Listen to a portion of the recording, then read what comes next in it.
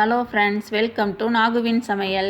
நம்ம இன்றைக்கி ஒரு நிமிஷத்துலேயே கடையில் கிடைக்கிற மாதிரி அதே டேஸ்ட்டோட நல்ல வாசனையான ஆரஞ்சு கஸ்டர்ட் பவுட்ரு ஈஸியாக வீட்டிலே செய்ய போகிறோம். அது எப்படி செய்யுதுன்னு இப்போ பார்க்கலாம்.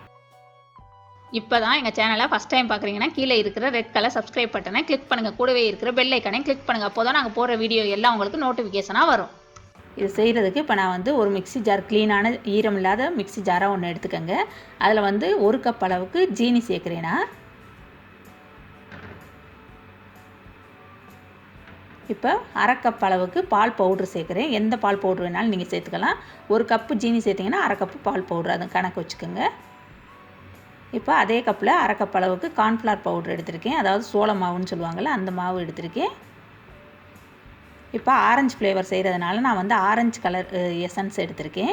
நீங்கள் இது ஸ்ட்ராபெரி ஃப்ளேவர் செய்கிறதுனா ஸ்ட்ராபெரி எசன்ஸ் இந்த மாதிரி எது வேணாலும் எடுத்துக்கலாம். இல்லை வெண்ணிலா ஃப்ளேவர் கூட செஞ்சுக்கலாம். நான் இன்றைக்கி ஆரஞ்சு ஃப்ளேவர் செய்கிறதுனால இந்த ஆரஞ்சு கலர் எசன்ஸ் சேர்த்தா நல்லா வாசமாக இருக்குன்றதுக்காக சேர்க்குறேன். இப்போ ஆரஞ்சு ஃபுட் கலர் எடுத்திருக்கேன். அதுவேயும் கொஞ்சமாக சேர்த்துக்கலாம். ஒரு 2-3 ட்ராப்ஸ் ஊற்றினா போதுமானது. ரொம்ப அதிகமாக சேர்க்க தேவையில்லை. இப்போ இதெல்லாம் சேர்த்தாச்சு. நல்லா மூடி போட்டுட்டு நல்லா அரைச்சி எடுத்துகிட்டு வந்துடலாம். நல்லா பவுட்ராக்கி எல்லாம் மிக்ஸ் ஆகுற மாதிரி. இப்போ பாருங்கள், அரைச்சி எடுத்துகிட்டு வந்தாச்சு. இது நல்ல வாசமாக வருது. சூப்பராக அந்த ஆரஞ்சு பிஸ்கட் இருக்கும்ல, அந்த மாதிரி வாசம் வருது நம்மளுக்கு மிக்ஸி ஜாரை திறந்த உடனே. இப்போ பாருங்கள், நான் அதை இந்த மாதிரி ஒரு டப்பாவில் போட்டு வச்சுட்டேன்.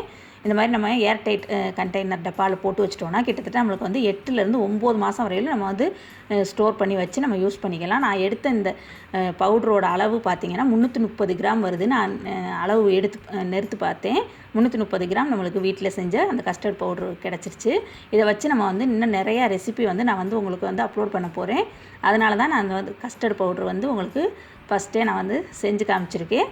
நம்ம இனிமேல் கடையில் வாங்க தேவையே இல்லை. நம்ம வீட்டிலே ஒரே நிமிஷம் போதும். ரொம்ப ரொம்ப ஈஸியாக செஞ்சிடலாம். அதனால் எல்லோரும் கண்டிப்பாக அதை ஒரு தடவை ட்ரை பண்ணி பாருங்கள். நம்ம வெளியில் வாங்குறத விட வீட்டில் செய்கிறது நம்மளுக்கு ஹெல்த்தியானதும் கூட. அதனால் ட்ரை பண்ணி பாருங்கள். இந்த வீடியோ உங்களுக்கு பிடிச்சிச்சின்னா லைக் பண்ணுங்கள், ஷேர் பண்ணுங்கள், சப்ஸ்கிரைப் பண்ணுங்கள். கூடவே இருக்கிற பெல் ஐக்கானை கிளிக் பண்ணுங்கள். தேங்க்யூ.